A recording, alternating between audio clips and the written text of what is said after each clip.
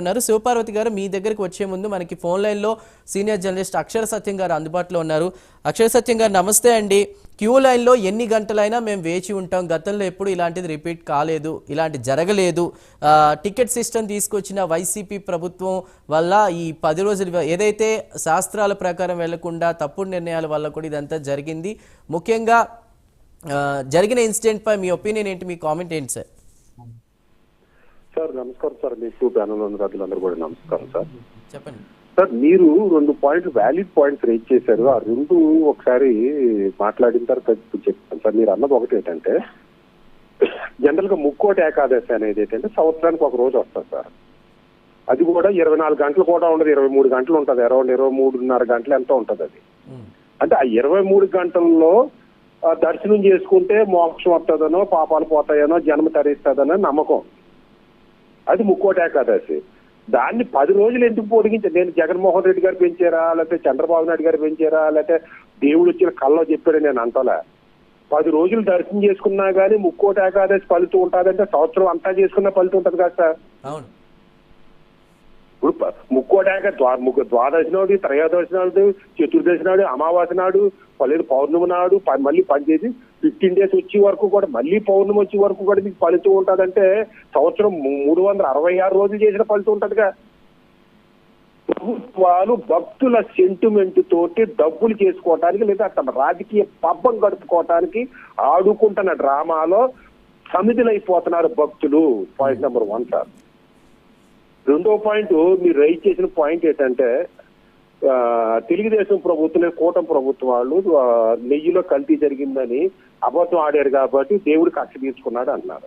అబద్ధం ఆడితే చంద్రబాబు నాయుడు మీద కక్ష తీర్చుకుంటాడు, పవన్ కళ్యాణ్ మీద తీర్చుకుంటాడు. కానీ అమాయకుగా తెచ్చిపోయిన అలా దేవుడికి అలా పగ తీర్చుకునే ఆయన దేవుడు అన్నారు కదా, అలా ఎందుకు చేస్తారు? పోన్లే సార్, పగ తీర్చుకున్నాడు అనుకుందాం సార్. పాప ఆ 6 ఏం చేశారు సార్? వాళ్ళగారు కల్తీ కలిపారా ఎంత నువ్వుందని? వైసీపీ యొక్క వికృత రూపానికి అర్థం లేకుండా పోతుంది సార్. ఇంకొక పాయింట్ ఏంటంటే, మీరు ఇంకోటి ఏదో అన్నారు, ఏంటది శవ రాజకీయాలని. సార్, వైసీపీ పార్టీ పుట్టిందే అవినీతి ఆరోపణల మీద, శవాల సెంటిమెంట్ల మీద పుట్టింది సార్. రాజశేఖర రెడ్డి గారు శవం తర్వాతలోంచి వచ్చిన పార్టీ. లేదా మిగిలిన ఏ రాజకీయ పార్టీలన్నా శవ రాజకీయాలు చేయాలన్న పార్టీలు ఎప్పుడు శవ రాజకీయాలే చేస్తాయి. అటువంటి పార్టీల గురించి మనం చర్చించడం కూడా అనవసరం. అయితే ఇక్కడ ఈ తప్పు అనేది ఖచ్చితంగా నేను ఇక్కడ ప్రభుత్వాన్ని అప్రిషియేట్ చేయాల్సింది ఏంటంటే సార్, గత వైసీపీ ప్రభుత్వం ఎప్పుడు కూడా తప్పు జరిగినప్పుడు తప్పుని యాక్సెప్ట్ చేయలే. కొడాల నాని గారు బూతులు తిట్టినప్పుడు కానీ, లేదా విశాఖ పాలిమర్స్ లో జరిగిన ప్రమాదం జరిగినప్పుడు కానీ ఎప్పుడు కూడా మాది తప్పు జరిగిందని నేను వెళ్ళా. కానీ ఇక్కడ చంద్రబాబు నాయుడు గారు కానీ, పవన్ కళ్యాణ్ గారు కానీ, ఇప్పుడు ఉన్న ఎవరో నరసింహప్రసాద్ గారు అందరూ కూడా మేము తప్పు చేసామని చెప్తున్నారు. దాన్ని అప్రిషియేట్ చేయాలి సార్.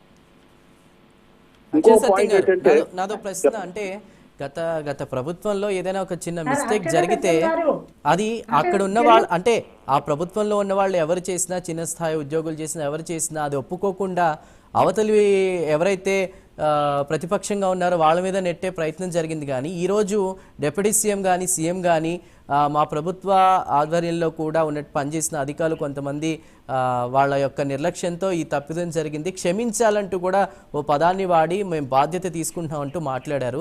దాన్ని మీరు ఎలా చూస్తారు? అదేవిధంగా నిన్న జరిగిన ఇన్సిడెంట్ కూడా విష్ణు నివాస్, ఏదైతే విష్ణు నిలయం రైల్వే స్టేషన్కి దగ్గర తిరుపతిలో, అదేవిధంగా బైపాస్ మెయిన్ రోడ్కి సంబంధించి కూడా, హైవేకి సంబంధించి దగ్గరగా ఉన్న ప్లేసెస్లో ఇవి జరిగాయి. దీన్ని ఎలా చూడాలి సార్? నేను అందుకని చెప్పి, ఇప్పుడు గత ప్రభుత్వంలో మీరు తప్పు చేశారంటే బూతులు తిట్టువారు సార్. మీరు టీవీ డిబేట్లో కూడా ఎవడంటే పవన్ కళ్యాణ్ అయితే 3 పెళ్లి మాట్లాడితే 3 పెళ్లిళ్ళు, లేదా చంద్రబాబు నాయుడు అయితే ఇది లోకేష్ తండ్రి అవడం, ఇట్లా ఎవరినైతే వాడిని మీడియా వాళ్ళని అయితే నీ అంచు చూస్తాం, ఇట్లా తిరిగి బూతులు తిట్టువారు సార్. తిరిగి ఎదురుదాడి చేసేవారు. ఈ రోజు తెలుగుదేశం వాళ్ళు కానీ, లేదా పవన్ కళ్యాణ్ గారు కానీ, లేదా ఈ స్పోక్స్ మెన్ గారు నరసింహప్రసాద్ గారు లాంటి వాళ్ళు కానీ, మేము తప్పు చేసాం, తప్పులు సరిదిద్దుకుంటున్నాం అంటున్నారు. అది మంచిది సార్, అది యాక్సెప్ట్ చేయలేదు. సరిదిద్దుకుంటారా లేదా అనేది చూస్తాం.